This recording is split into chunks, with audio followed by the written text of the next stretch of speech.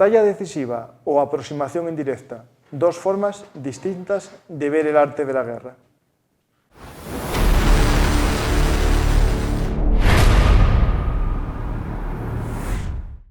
Hola a todos, esto es Juegos de Poder, soy Francisco Garzacampa y regresamos después del verano. Pero bueno, José María ya estuvo con vosotros en los días que yo no estuve. Vamos a hablar de la guerra en Ucrania, pero también unas noticias así express, una importante, preocupante, que afecta a España, que es la filtración por error de todos los efectivos del ejército español por batallones, a nivel de batallón para arriba, en todos los acuartelamientos de España, algo que se guardaba como un secreto militar, un secreto de defensa. Por error, un militar o un funcionario lo sube a una carpeta de contrataciones públicas, de licitaciones de uniformes, y en vez de poner algo genérico como se licitan 70.000 uniformes, puso el listado en 20 páginas de todos los uniformes necesarios para cada acuartelamiento, pero no solamente eso, sino para cada unidad dentro del acuartelamiento. Por lo tanto, nuestros enemigos, internos o externos, tienen ahora mismo todo el orden de batalla del ejército español. No sé si conseguirlo para tenerlo yo también, pero bueno, está ahí, seguro que está fácil de conseguir. Eso es una filtración. De hecho, buscando eso, no sé si viste, José María, que ya hace unos días se publicó en prensa que el ejército español cortó internet en muchos cuarteles para que los soldados no estén chateando, filtrando datos. No lo había oído, pero me parece bien. Sí. Me parece bien porque es que, claro, una cosa es que nosotros o cualquier persona use internet así con fines más o menos recreativos y demás, ¿no? Pero claro, cuando hablamos de las cosas de comer...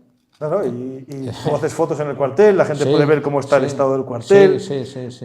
A ver, así hace años, cuando digo hace años hablo de décadas, cuando las fotografías eran fotografías en papel y tenían muchísima menos difusión que las que pueden tener hoy las digitales, cada vez que te invitaban a entrar en un cuartel, en un barco, tal, te insistían, no se puede hacer fotos, no, dejar la cámara aquí y tal. Y eso que no había, digamos, la capacidad de difundir que tenemos hoy en día. Hablamos de 1980 o por ahí y tal, ¿no? Que yo de aquella también ya me gustaba visitar las fragatas y visitar, bueno, las unidades de blindados, cuando había días de puertas abiertas y tal, y había como un celo en entregar y no usar las cámaras de fotos y tal, ¿verdad? Pues la filtración no fue esa, pero al parecer hay una preocupación y hay varios acuartelamientos que ya tienen un cajetín para que el soldado guarde su teléfono y aparte un acceso solo a intranet del cuartel. Pues tenemos esa filtración que espero que se modifique. Va a ser complicado porque tienen que modificar toda la orgánica del ejército, es complicado. Venía el número de soldados españoles en los cuarteles generales de la OTAN.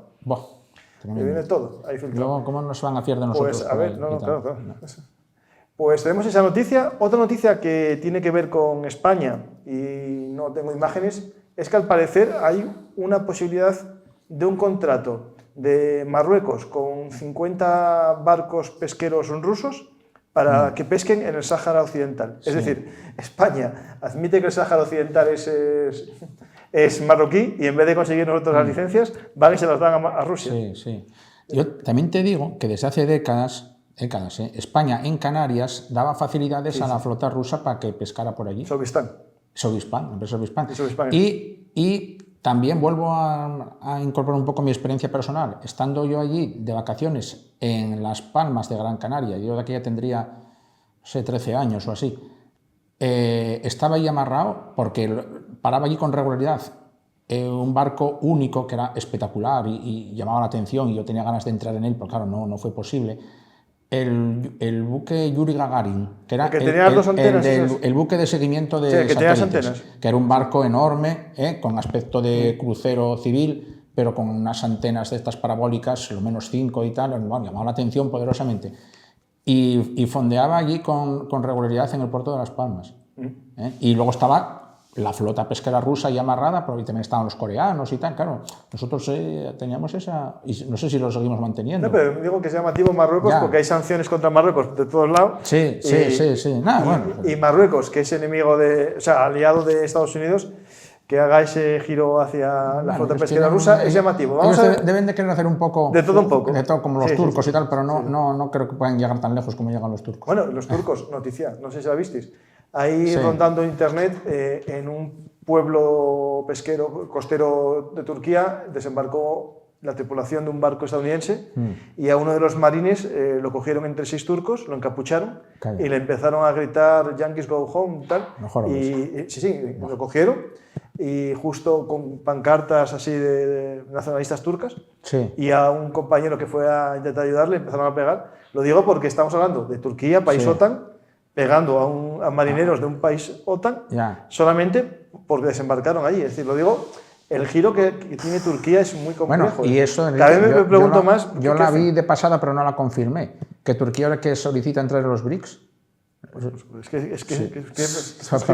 ¿Dónde van a los BRICS? Me da la risa eso un poco. Pero claro, está en todos lados. Ya. Y bueno, hablando ya un poco de todo, y esa noticia que yo tampoco la sé, porque como vemos tantas cosas y yo no me da tiempo a hacer un seguimiento profundo de todas... Ese barco que creo que es en Noruega, un barco ruso que ha cargado con 20.000 toneladas de nitrato de amonio. Lo que estalló en Beirut, que exigió entrar aduciendo motivos de mal tiempo, que tampoco es nada del otro mundo en el Mar del Norte. Sí, al parecer tuvo una tormenta, está afectado, pero gente sospecha porque llegó él solo sin necesidad de remolcadores. El tema es que el nitrato de amonio tiene una carga explosiva al 42% del TNT, es decir, que 20.000 son 10.000 toneladas, casi 8.000 toneladas de explosivos TNT. Eso, justo donde está embarcado, amarrado, que está al lado de la Universidad de Oslo. Entró en el fiordo de Oslo, Y justo debajo, hay una imagen satelital donde está, justo debajo hay un túnel en la autopista. Anda. O sea, los tíos que lo pusieron ahí, unos espabilados, no digo que sea intencionado, pero bueno, si es un accidente, imaginar lo que estábamos hablando. Al parecer ese barco iba para Canarias. ¿Para Canarias? Sí. ¿Para aquí? Sí. Según lo que venía, que iba a lo mejor para llegar aquí y después llevarlo para otros lados. Claro, sí. Pero sí. Pues tenemos esa noticia, pero hay una que quería yo comentar, no de novedad de hoy, sino de la semana pasada, que es la foto, si me podéis poner la foto de los barcos chinos y filipinos.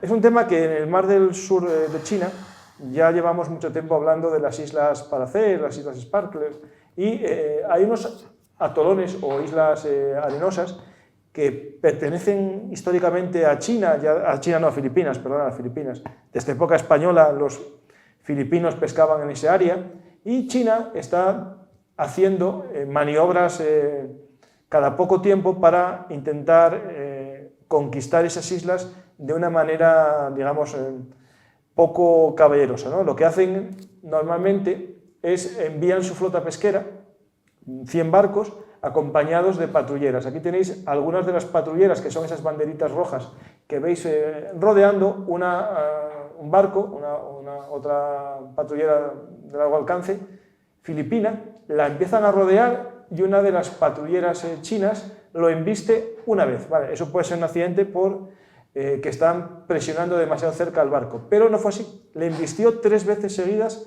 en un día. Esto es la primera vez que pasa en un embiste. Lo que había muchas veces era luchas de mangueras. Los barcos chinos con mangueras de extinción de incendios enfocan a los barcos más pequeños filipinos para que se retiren de la zona.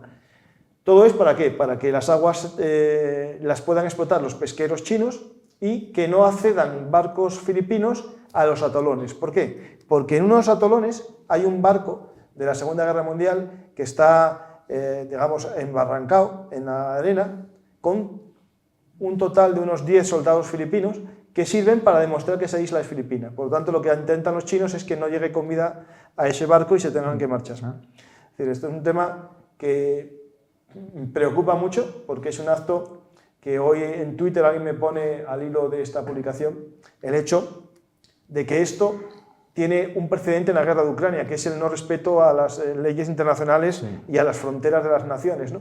Si al final el más fuerte puede anexionarse territorios de otro porque tiene la fuerza, tiene armas nucleares y nadie va a hacer nada, pues claro, vamos a entrar... Pero esto me recuerda un poco el tema de nuestra isla de Alborán, enfrente de Málaga, que tenemos que tener presencia militar permanente allí, una guarnición, siempre. Porque en los años 40-50, por lo visto, no teníamos nadie allí. Y se detectó, lo detectaron los americanos, que los rusos andaban desembarcando personal allí, pero no iban y venían y tal. Entonces nos exigieron a nosotros que teníamos que tener ahí una guarnición, porque no se podía tolerar que los rusos metieran allí una guarnición suya, de infantes de marina y tal, y dijeran que Alborán, que como estaba abandonada, que era de Rusia. Y España, bueno, en aquel momento podía hacer algo todavía.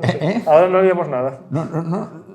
Bueno, pero tú imagínate que en cualquier momento se te metieran allí una sección de rusos y luego hay que echarlos. Sí. A ver cómo echas a 30 rusos de Alborán. Sí. Ni por las buenas o por las malas, pero había que echarlos y no los echas. Entonces, claro, entonces para eso tienes que estar. Sí. Pues ya empezamos un poco ya con Ucrania, pero nos vinculamos aquí a China, ¿no? Y eso del miedo al vecino. Justo estos días fue a Mongolia Putin, hace unos acuerdos. Sí. Y lo importante de la noticia no es que Putin vaya a un país, que ya va a muchos, es que ese país es uno de los que sí tiene firmado el acuerdo del Tribunal Penal Internacional, ¿no? Y por lo tanto, ese país estaba obligado por el acuerdo que él ratificó a detener a Putin. Claro, yo entiendo también que Mongolia, rodeado al norte, este y oeste por Rusia y al sur por China, bueno, no se arriesgase a hacer. Pero mira, es que te voy a decir algo más. Tengo miedo que si... Nosotros creo que eso lo hemos firmado también, ese acuerdo. Sí, que pues si en algún motivo, aunque fuera una escala técnica, Putin aterrizara aquí tampoco lo tengo que hablarte de una ministra venezolana que aterrizó aquí con prohibición. Sí. Aquí tampoco. Aquí no, o sea, que nada. Estamos buenos para reírnos de Mongolia, si aquí haríamos peor papel todavía. Yo te dije que lo de Alborán, ahora mismo lo perderíamos. Pues vamos a empezar ahora, si queréis, un poco al título, esa introducción que os dije, batalla decisiva o aproximación indirecta, ¿no? Son dos formas de ver el arte de la guerra. Hay gente como Lidl-Hart que apoyó siempre las guerras que buscan la zona más débil del enemigo para atacar, y otras como el famoso Fuller, ¿no? Y sus obras sobre la historia militar, que buscaba las grandes batallas decisivas de la historia, ¿no? Son dos formas de ver cómo acabar una guerra. Una gran batalla en la que apuestas todo a una carta y puedes perder tanto como ganar, y otra opción que es, sabiendo que eres más débil que tu enemigo, buscas aquel lugar en el que el enemigo tiene una mayor debilidad. Y aquí tenemos lo que, desde mi punto de vista, está haciendo Ucrania en Kursk, ¿no? O sea, Kursk es una operación, por un lado, que tiene cierto tono de propaganda, cierto, tiene cierto tono de levantamiento de la moral, muy cierto, pero tiene también una forma de intentar sacar tropas enemigas de zonas de combate, ¿no? Bueno, yo creo que... El objetivo. Otra cosa es que vaya es un objetivo, yo creo que es un objetivo más que le están dando algunos analistas y comentaristas por su cuenta, que realmente a lo mejor lo que buscaba Ucrania, porque los que quieren presentar la operación de Kursk como un fracaso, que son muchos, son legión, se justifican diciendo, ¿veis? Ucrania no ha conseguido que Rusia retirara fuerzas significativas de Pokrovsk. Bueno, pero yo nunca vi a los ucranianos decir que buscaban eso. No, pero pongamos que eso es cierto. Pero pongamos que no sacaron fuerzas significativas. Sí. ¿Vale? Pero lo que hicieron es plantear a Putin un dilema. Bueno, sí. Putin tuvo que apostar por perder territorio nacional o perder avances en Donbass. Y él prefirió apostar a su baza, ¿no? La guerra para él es una guerra por aumentar el territorio del oblast Es una guerra de invasión. Lo que le pase a su país y a su pueblo le da igual. Yo ya lo tengo hablado con mucha gente y todos coincidimos en que a Putin le da igual que los ucranianos se planten a las puertas de Kursk como si se plantan a las puertas de Moscú. Él no va a suspender la invasión del Donbass. No, él pensará en su mente que a largo plazo, cuando se acabe la invasión en el Donbass, lo recuperará lo otro. Y como esa gente no se va a protestar en Rusia, nadie va a protestar el hecho de que hayan perdido territorio durante un año. Sí, de hecho allí ellos tienen toda una campaña montada para convencer a la población de que la presencia de los ucranianos en Kursk es la nueva normalidad, que hay que aceptarlo y encajarlo y que no pasa nada. Claro, porque esto va a largo plazo. Claro, sí. De hecho, ya hay 1000 bloggers rusos que dicen que no se va a expulsar a los ucranianos casi hasta el final de la guerra. Efectivamente, sí. Y es cierto que estos últimos días, tras un estancamiento al final de agosto, que Ucrania avanzaba muy poco, había una pequeña localidad, Malaya Lovizka, Malaya Nolovna. Lovna, eso, que resistieron los rusos durante mucho tiempo. Hay una resistencia Sí, épica sí, sí. en torno a una cárcel femenina. Sí, y eso. eso cayó ayer o antes de ayer. Sí. Y hubo un avance de 10 kilómetros ucraniano. Sí, no, es que ahora ya están cerca de la dichosa autopista E38, que la que va así de este a oeste. De Brins a Lvov, algo así. Rils a Rils a Lvov. Lvov. Sí, mejor dicho, si decimos de este a oeste, es de Rils, sería más bien de oeste a este. Sí, sí. Lviv está para la zona, Rils digamos, está de Briansk. Eso, más al oeste. Y luego termina pasando por Kursk también, me parece. Sí, sí. Bueno, y la central a ver, nuclear justo de esa están a menos de 15 kilómetros. No la han cortado, evidentemente, pero la tienen bajo control de fuego. No, digamos lo que sí está sometida es a drones.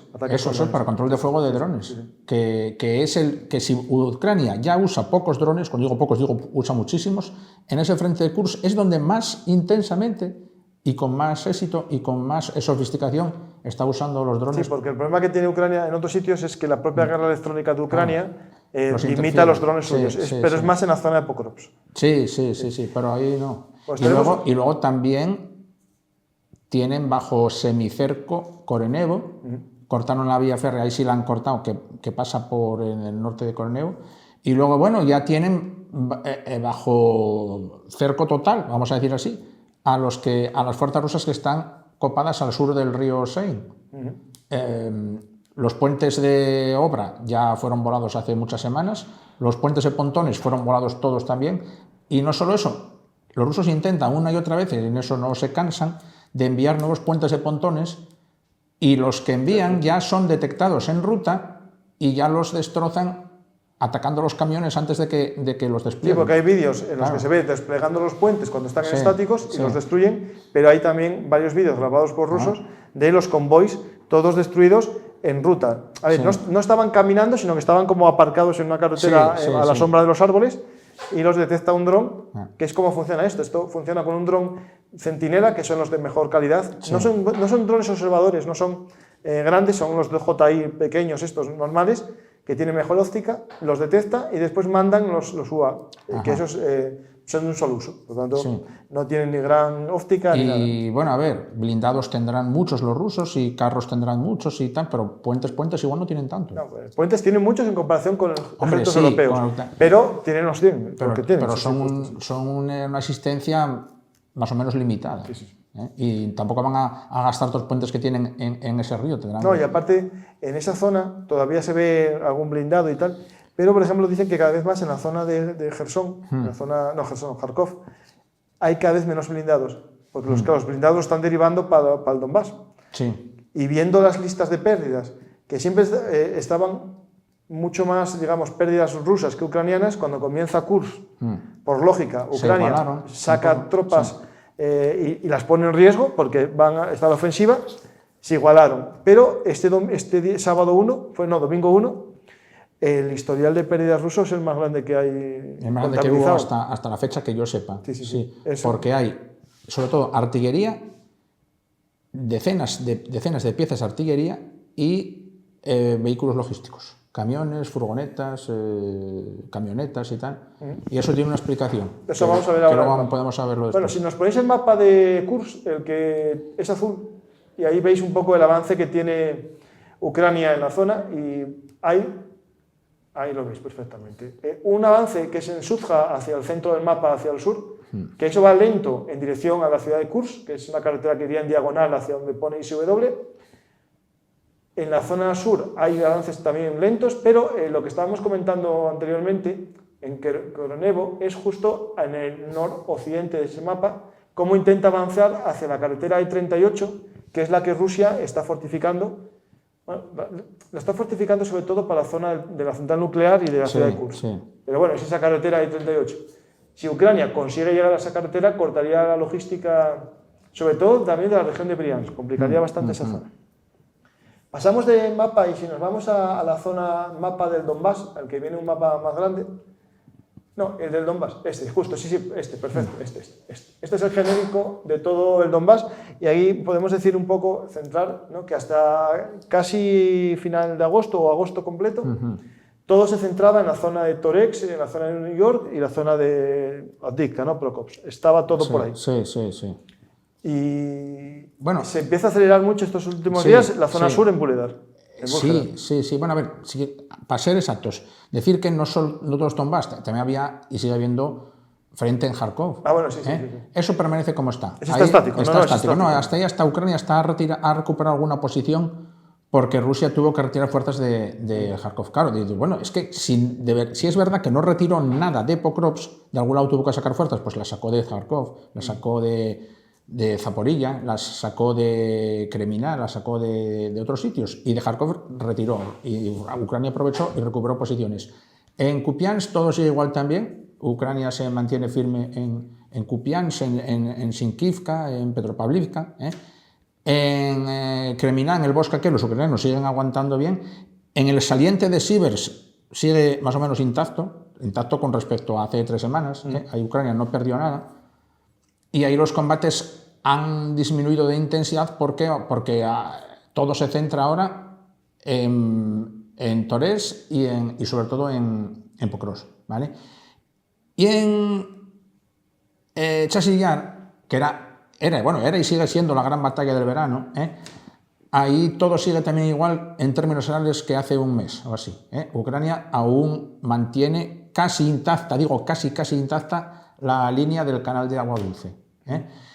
Se dice que los rusos han conseguido un punto de apoyo al menos al oeste del canal, pero si es cada poco consigue un punto de apoyo, pero son puntos de apoyo que hasta ahora aguantan. Estamos hablando a veces de los puntos de apoyo, viendo después imágenes de vídeos con drones, puede ser 2 edificios de unifamiliares donde están 2 soldados. Es decir, 2 o 7 soldados, claro, que son muy difíciles de consolidar. Y Ucrania de momento los mantiene a raya, los está manteniendo a raya. Cuando consiguieron tomar la fortaleza que llamamos nosotros de Canal, ¿no? Es decir, el barrio que estaba extramuros de la ciudad.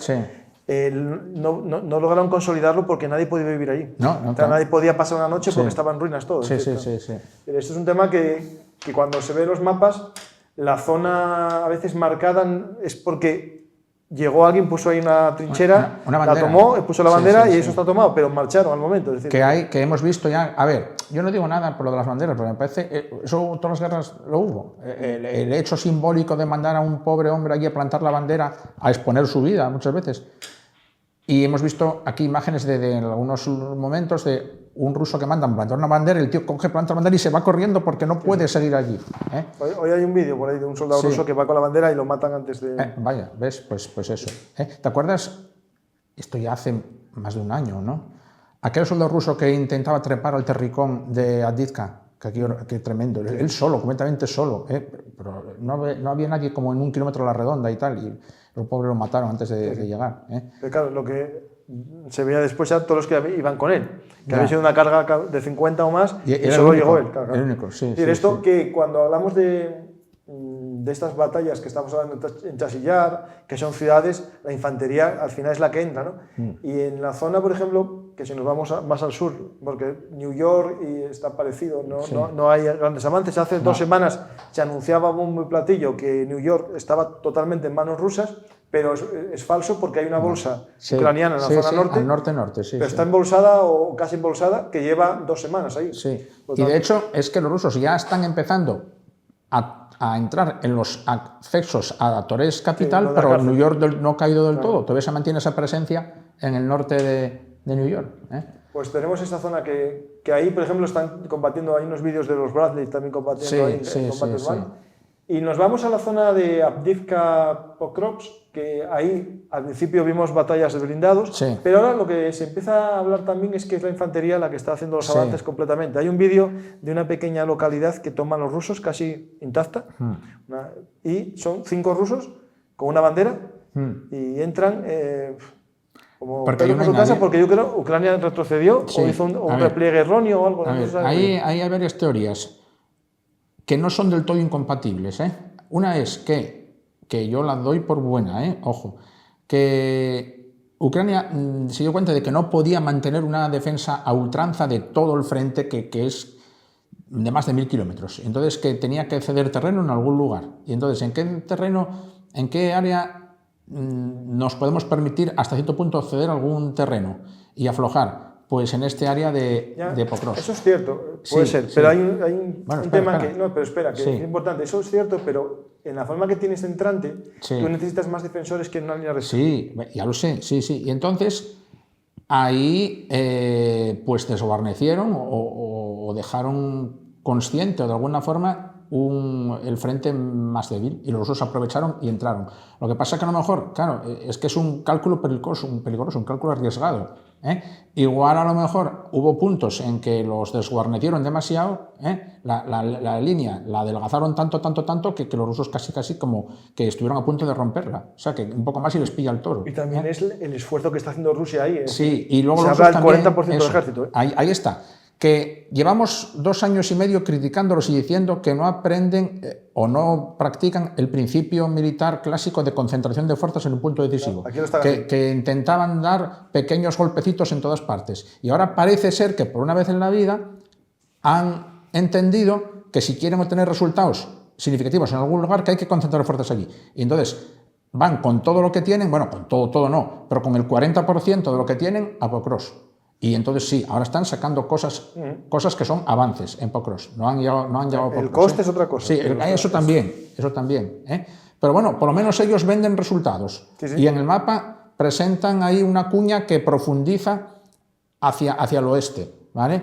Y bueno, eso, las cosas como si es cierto. Y visualmente queda como muy impresionante. Y son avances que si en esta guerra avanzar 200 metros era un logro, se avanzó 2 kilómetros pero bueno, un día. Bien, en la lógica de las cosas, si tú metes el 40% de tu ejército en un frente muy reducido, muy estrecho, 40 y pico mil hombres, y enfrente resulta que los otros, Ucrania decidió esa zona, levantar la mano ahí, vas a pasar. No pasa seguro. Vas a pasar. El problema que tienes en eso, que es cierto que Rusia lo puede pasar, es que le va a pasar lo que le está pasando, que es que está alargando el frente y haciendo un avance muy profundo, con poco ancho, pero muy estrecho, de frente, claro. Y la logística, que en este caso es todo, aquí no se ve muy bien, pero hay una línea de ferrocarril que va de Ocheretine hacia Pokrovsk. No, Ocheretine es un paso, ¿vale? Iba de la fábrica aquella de coque, el Terricón, y subía a Ocheretine. Y luego hacia la curva, hacia el sur. Eso, pues ahí hay una pista forestal, no es en sí ni carretera, no está asfaltada,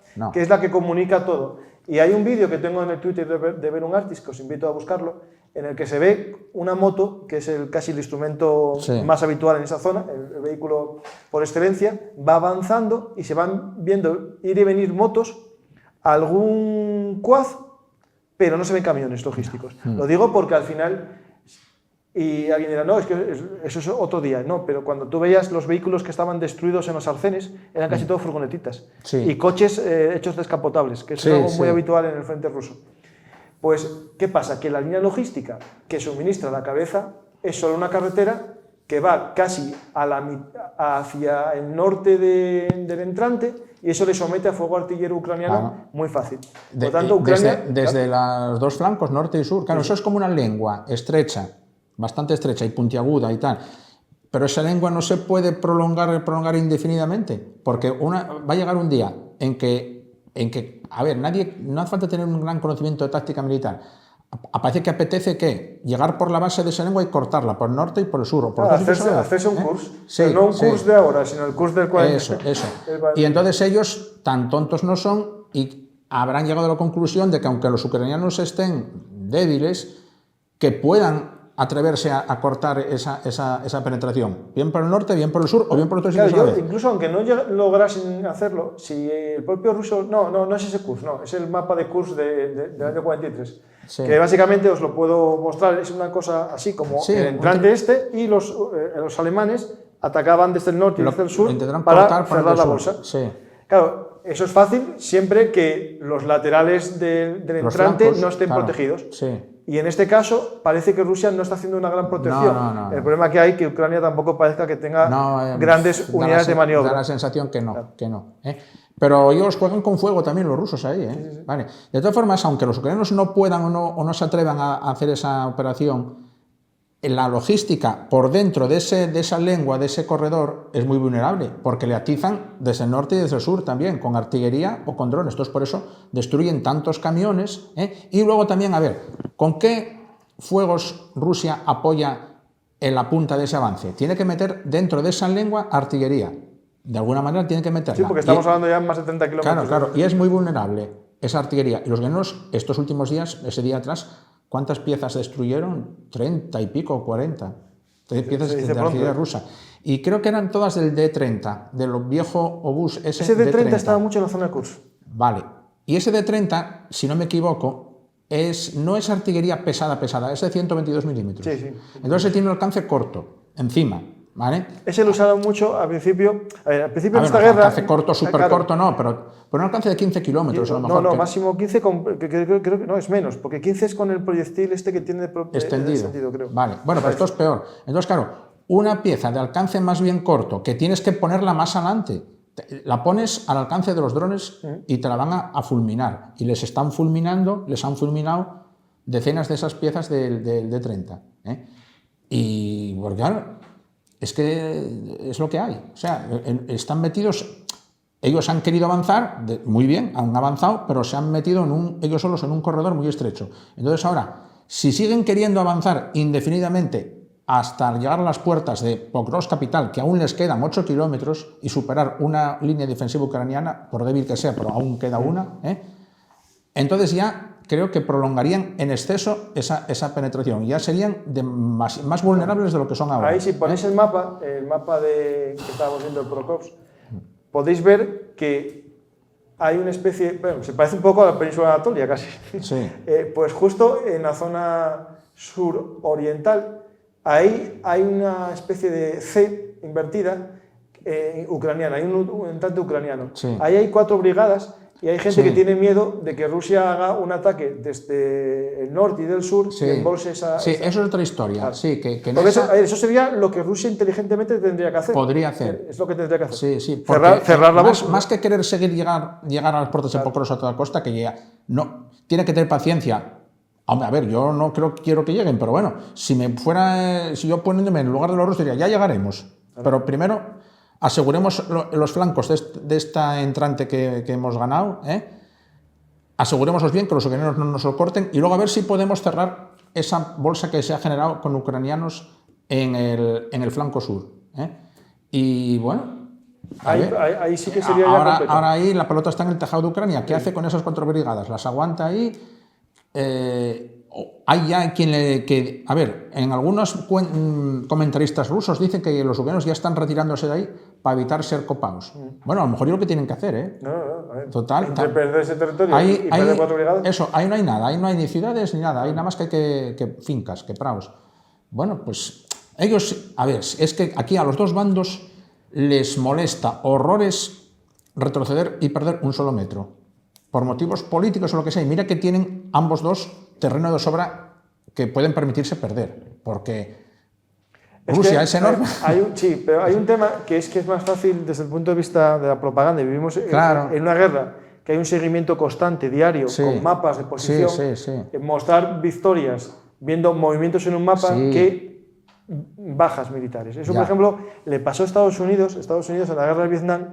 Como no tenía forma de mostrar los avances en el territorio porque no había avances, él hacía una cuenta de bajas. Entonces, la guerra de Vietnam era una cuenta de bajas y esta es una cuenta de kilómetros. De kilómetros. No, de cientos de metros. Aquí nadie le importa si para avanzar 1000 metros perdieron 100 soldados o si para avanzar 100 metros perdieron 500. O sea, aquí la gente solo se preocupa en ver cómo se mueven las flechas. Y en toma de aldeas, porque toda esa pila de aldeas que Rusia tomó desde Kreyovivka hasta el día de hoy, todas esas de Okeretine y ¿cómo era aquella otra? Una por la que se luchó mucho, Tonenque,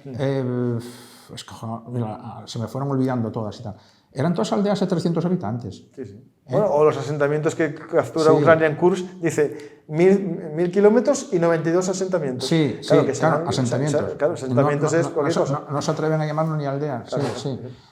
Es porque es una forma de medir las victorias en esta guerra. Claro. Y las grandes batallas que se están dando por ciudades, a ver, cuidado, son ciudades de algunas decenas de miles de habitantes. Bakhmut era la mayor, tenía 60.000. Y un año, Avdiivka un año de guerra. Tenía 12.000, Pokrovsk tiene 50.000, 60.000, Chasigyar tiene 12.000, ¿verdad?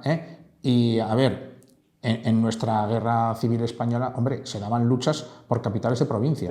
Chasillar, para que os hagáis una idea, Rusia no entró y lleva desde mayo del 2023 saliendo de Bakhmut hacia Chasillar. Es decir, lleva un año y medio para avanzar. Pero quiero decirte que, por ejemplo, en nuestra guerra se disputaba y caía Oviedo, Bilbao, Barcelona y tal, pero y eran noticias de alcance dentro de aquella guerra y tal, pero no se disputaba y caía, yo qué sé, Selidove o... que te entiendo perfectamente. Pero el tema es que la propaganda hace que todo ese mapa que tú tienes ahí, que cada día sea un triunfo, porque es una guerra de kilómetros. O Curajove-Vuhledar. Curajove-Vuhledar son 2 puntitos en el mapa, que ojo, sí tienen importancia estratégica, pero son 2 puntitos muy insignificantes en el mapa.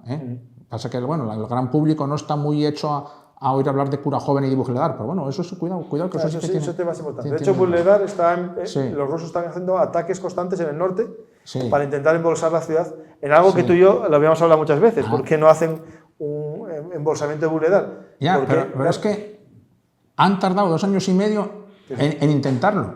No sé si lo han pensado antes. Pero estaría más fortificado, mejor. Ucrania tendría más tropas ahí. No sé. Ahora dicen que claro, que Ucrania, para salvar la situación en Pokrovsk, que retiró fuerzas de Vuhledar. Ahí lleva una unidad nueva, una brigada Kazajstán. A ver, ha llegado al frente de Pokrovsk, en el área de Selidove, ha llegado una nueva, la 25 Karadag. Karadag, eso es. Karadag, que eso lo sabe mejor Anfisa, que le ponen el nombre de una montaña, la mayor montaña que hay en Crimea, porque ellos tenían su guarnición en Crimea y bueno, y como parte de su, vamos a decir, mística de unidad está recuperar Crimea y tal y cual. Y luego también lo último que oí es que se han visto elementos, la brigada entera no hay confirmación, al norte de Selidove, o sea, en el área de Pokrovsk, intentando estabilizar la situación de Pokrovsk, de la 93 mecanizada, que esa es una de las unidades, si no la que más, junto con la 47 mecanizada, estrella top del ejército ucraniano, la 93 brigada mecanizada. Porque el ejército ucraniano, a ver, debe tener como casi 100 brigadas. Lo que pasa que, eso pasa en todos los ejércitos del mundo también, grandes, que no todas, sin duda, tienen la misma potencia ni calidad, vamos a decir. Y lo malo que tiene el ejército ucraniano es que la guerra parece que la está haciendo y el peso lo están llevando sota, caballo y rey. 7 grandes unidades, que son las 7 magníficas, que están en todas partes y que se oye hablar de ellas. No, pero por ejemplo, también nosotros mismos en curso solo hablamos de la 82, y no hablamos de las demás que hay. Ya, pero es la que hace los avances y la que toma las... No, la 82 es en Koronovo, pero en la otra fueron ellos. Sí, pero bueno, aquí ya sabes. Ahora mismo, mira, no sé ni el nombre, pero no fueron ellos. La que está, digamos, a Suzja. Sí. La que hizo el avance de 10 kilómetros no fue la 82. No, bueno, no, porque claro, no tienen el don de la ubicuidad, no pueden entrar 7 sitios a la vez, pero son las Vale, luego también se crea como un poco de mito publicitario con ellas, parece que todo lo hacen ellas, no, también tienen que haber otras unidades de tal, ¿no? Pero han mandado la 93 y eso, bueno, noticia a tener en cuenta. Que... Pues en el Twitter, os invito a ver el Twitter de Belugantis, porque acabo de publicar un vídeo, que no sé si lo viste, de un avance ruso de infantería, que van 20 soldados rusos avanzando campo a través y empiezan a caerle drones como si fuese artillería. Sí. Y aparece un oficial ucraniano comentando casi pues, una nueva guerra en la que nosotros luchamos sin arriesgar nuestros soldados. Claro, porque él dice que en ese combate morirían entre 18 y 20 rusos y que no se hacen prisioneros porque, claro, no hay ningún infante en esa zona. Es decir, están luchando todo a distancia ya. El problema, claro, que someter todo esto a los drones, hay un problema. Acuérdate de Avdiivka con aquella niebla que avanzaron los rusos y entraron en Avdiivka un día de niebla. Pero aquello era en pleno invierno. Sí. Y ahora aquí, de momento, como estamos en verano todavía... Bueno, pero la inclemencia puede pasar. Hay otra cosa, que esto... Y los hechos contradijeron incluso a un general americano, aquel que estaba antes ¿cómo es aquel que estaba antes de jefe del Estado Mayor de Estados Unidos? Que luego ya se retiró. Aquel paisano fortón de cuadrado. Sí, me acuerdo. Bueno, bien. Sí, pero esto mejor para los nombres. Sí, que el año pasado, cuando se acercaba el invierno, dijo, bueno, se acabó el momento de las grandes acciones y las grandes ofensivas, el frente va a entrar en pausa y tal. Para nada. En octubre fue cuando los rusos iniciaron la gran ofensiva sobre Avdiivka. Y entonces la lucha se recrudeció. Y las batallas más duras, intensas y que implicaron a decenas de miles de hombres y costaron las decenas de miles de bajas a los rusos en Advizka fueron en octubre, noviembre, diciembre, enero, febrero y tal. Y ellos terminaron entrando en Advizka, ¿cuándo? En marzo por ahí, con las nieblas aquellas famosas, que los drones ucranianos ya no volaban y tal y cual. Pero fue todo en lo peor del invierno. Y en Bakhmut se luchó por Bakhmut en lo peor. Bueno, Bakhmut se luchó en lo peor del invierno y en lo peor del verano y en lo peor de todo. Y vimos suministros a Bakhmut con el barro y todo. Sí. O sea que aquí el invierno no para nada. No. Pues saltamos del frente de batalla y nos vamos a la guerra de bombardeos o guerra de salvas, que estuvo hace unas semanas. Vimos un ataque masivo ruso a Ucrania. Se paró, fue el día 25 de agosto, el día después de la fiesta nacional ucraniana, hubo un ataque ruso, hubo una pausa y Ucrania hizo el mayor ataque con drones, 158 drones, que según los rusos todos fueron derribados, pero no fue así porque vimos cómo golpearon refinerías, centrales energéticas. Y en algunas en las inmediaciones de Moscú y otras más allá de Moscú. Sí, uno estaba a 17 kilómetros de Moscú. Sí. Bueno, era Moscú ciudad, pero... Sí. Dos grandes refinerías y una gran central eléctrica, o al revés, o dos centrales eléctricas y una refinería. Bueno, la refinería le dieron muy fuerte. Sí, la refinería le dieron a la torre de destilación, aquello quedó... Y hablando de esto, lo que quería comentar es que hubo este ataque y Rusia hace su venganza. Su represalia fue un ataque al día siguiente con misiles balísticos, pero también con misiles S-300 y S-200 antiaéreos. Lo digo porque los usa mucho. En parte porque como no hay una amenaza tampoco aérea, porque Ucrania no tiene aviones para entrar, usan los misiles, la reserva, que es muy grande. Rusia tiene una gran reserva antiaérea porque en la doctrina soviética se pensaba que Estados Unidos iba a atacar con los B-52, todos estos aviones a través del territorio ruso, ¿no? Y tenían un sistema muy potente que no lo está usando y lo está usando para bombardear ciudades, ¿no? Ahí hubo un ataque que atacaron varias localidades, casco urbano, pero también la presa de Kiev, la central energética, pero los mayores ataques, con mayor número de víctimas, no vinieron ese día, vinieron ya posteriormente con un ataque en Poltava o Poldava, y ahí queremos ser sinceros, las cosas que yo creo que hay que ser sinceros y por Ucrania dijo una cosa que es verdad, pero también es mentira, es decir, el objetivo era un instituto de educación técnica, profesional, pero del ejército. Era como una especie de academia de cadetes. Yo, si fuera aquí en España, diría que era como una escuela de transmisiones. Aquí a eso lo llamamos transmisiones. Pero estaba orientada a menores de edad. Y era como una especie de escuela de cadetes. Pero claro, es una escuela militar. Al final es como si en Estados Unidos atacan... ¿cómo se llama esto, hombre? Donde van todos los americanos a estudiar... Sí, hombre, donde estudian los militares, hombre. West Point.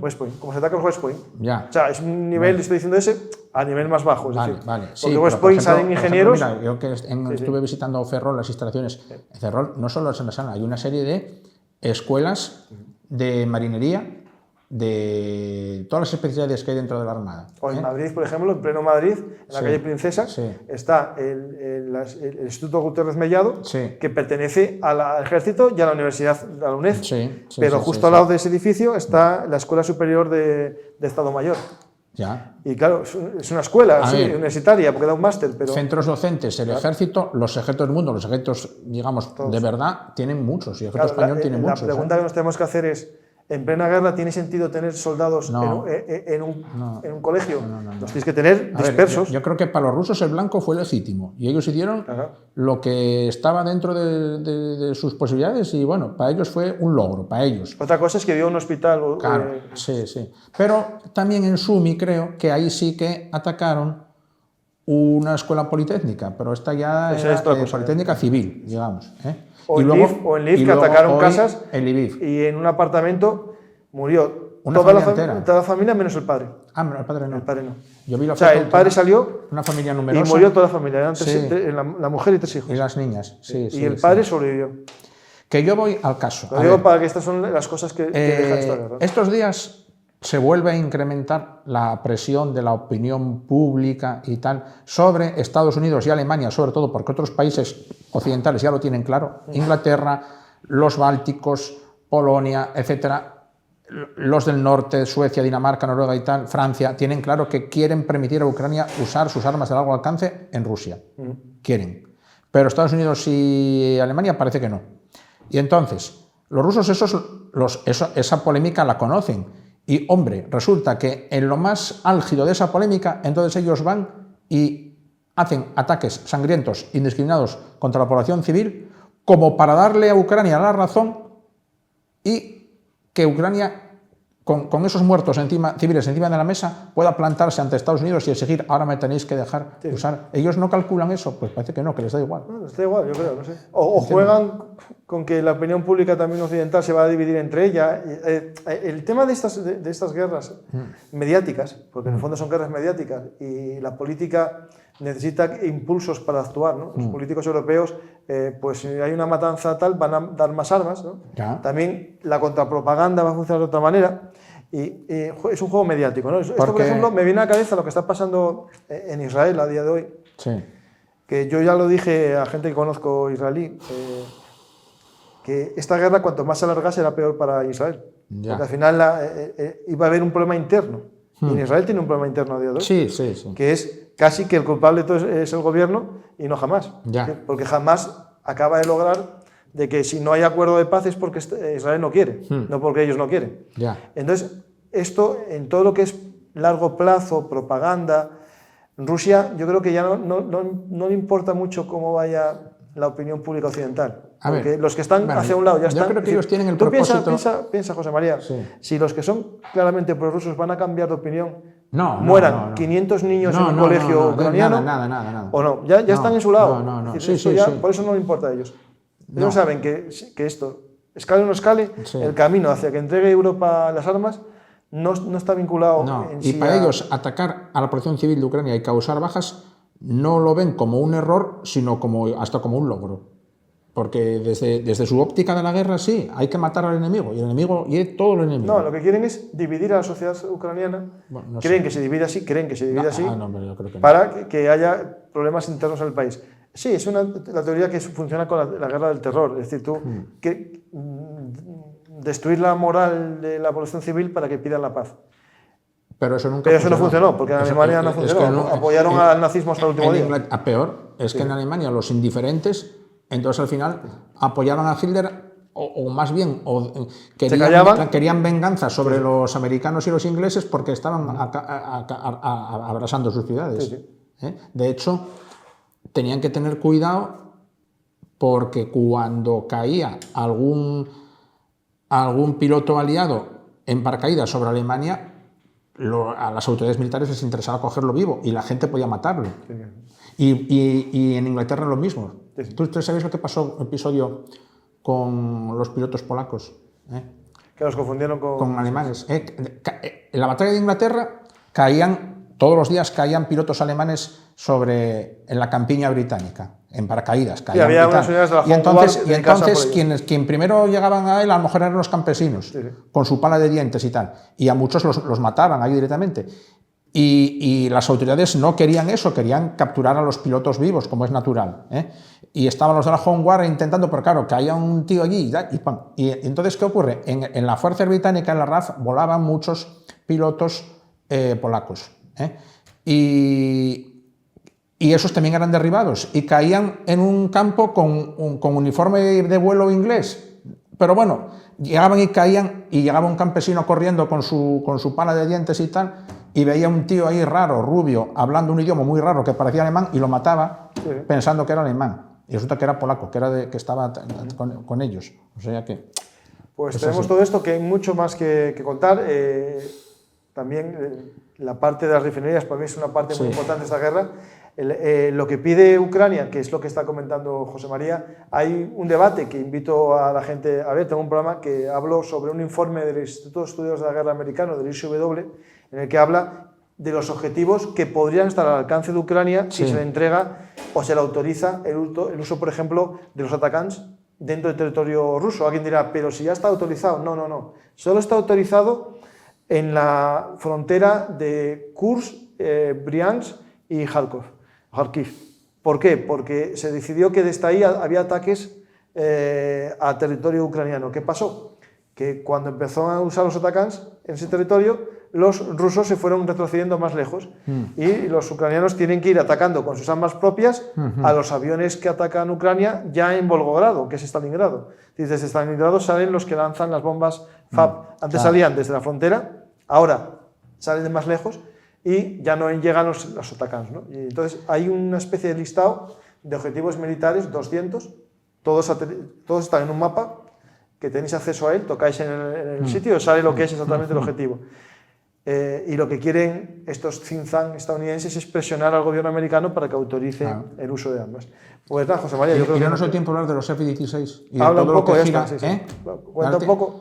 Nada, que Ucrania ya recibió hará casi un mes los F-16 y se estaba esperando que hiciera alguna acción significativa con los F-16 y de momento no ha ocurrido eso. Y yo tengo más o menos la impresión de que Ucrania estaba preparando, o aún prepara, no lo sé, pero me da a mí que ya no las cosas han torcido, alguna acción de bombardeo masivo con los F-16, posiblemente en Crimea, porque es el blanco más evidente, no el corazón de Rusia, sino las posiciones rusas en Crimea. No dejan usar armas occidentales. Pero esa acción, yo creo que, esa acción tendría que estar supervisada por los Estados Unidos, porque los ucranianos yo no los veo yo del todo capaces por sí solos de llevarla adelante. Y los propios ucranianos o los Estados Unidos con ellos debieron llegar a la conclusión de que no estaban todavía lo suficientemente preparados para llevarla a cabo con éxito. Si la llegan a hacer de forma prematura, quizás habrían perdido todos los aviones, y entonces esa acción, como llaman los americanos, ese strike, debieron posponerlo hasta mejor ocasión. Yo a día de hoy... Y de hecho, al parecer, ellos debieron hacer con los aviones algunos tanteos, algunas acciones preliminares, algunos en ataques sobre objetivos fáciles, no debió dar el resultado requerido. Luego, encima, ya como colofón al despropósito, tuvo lugar la caída, el derribo o lo que sea de ese avión, ese F-16, intentando defender los cielos de Kiev de los misiles rusos, y entonces eso ya debió ser el punto y aparte que movió a las autoridades a cancelar la operación de ataque con Esa es la teoría que nosotros defendíamos de una posibilidad, pero viendo... Y precipitó el cese del jefe de la Fuerza Ucraniana. Bien. Pero yo creo que fue la gestión a lo mejor de la comunicación. Pero lo que me parece que es cierto lo que tú dices, porque es la teoría que yo tenía, pero hay una cosa que cambia el relato, es que en todas las imágenes que se ve de los F-16 siempre van con configuración aire-aire. Yo creo que los están usando como una plataforma antiaérea.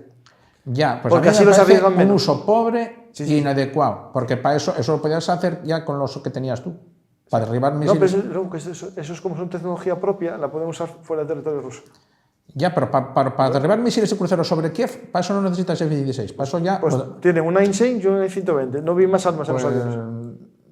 Los F-16, puede llevar cualquier cosa. Para mí tiene que ser una plataforma de ataque, ¿vale? Para hacer la autodefensa ya tienes, o la patrulla de combate sobre los cielos propios, ya tienes tus aviones, ¿entiendes? Y luego, encima, yo, claro, hablo un poco por hablar, No, pero por ejemplo, eso de atacar, por ejemplo, el Hammer francés lo están usando con los MiG-29. Vale, sí. Y lo usan también. Pero yo digo,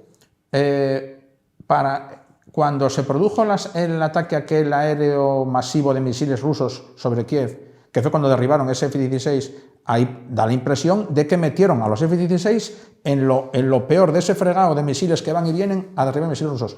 Hombre, lo más normal es que haya un incidente de fuego amigo y te lo derriben. Y eso fue lo que parece que pasó.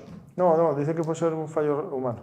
Bueno, yo no sé lo que... Es que, a ver, los misiles tienen un sistema amigo-enemigo. Sí, tienen el IFF, pero aún así eso pasa a todos los ejércitos. Sí. Hasta los americanos alguna vez les pasó en la guerra. De hecho, crearon ese sistema por eso. Ya. Pues, y por cierto, y a los rusos eso les pasa un día sí y otro también. Es que no tiene, me parece. Los rusos es por demás. Y a mí lo que me joroba un poco es en el campo, digamos, comunicativo, cae el primero, F-16 ucraniano, noticia de que da la vuelta al mundo, por fuego amigo, lo que sea, caen aviones rusos y helicópteros rusos todos los días del señor, y eso no sale en ningún lado. Ya, pero también es verdad que desde el lado contrario hicieron del F-16 un arma cambiadora de la guerra. Joder, vale, pero la pusiste a huevo, es decir, sí, tú cuando dices vale, que el F-16 va a cambiar la guerra, cuando bien, cae el F-16... y yo te voy a decir una cosa, un Su-34 no es un arma mucho más sofisticada y valiosa que un F-16, sí. y caen Su-34... Pero tú no hiciste la publicidad de que Bueno, el F-16 era mejor, claro. está bien.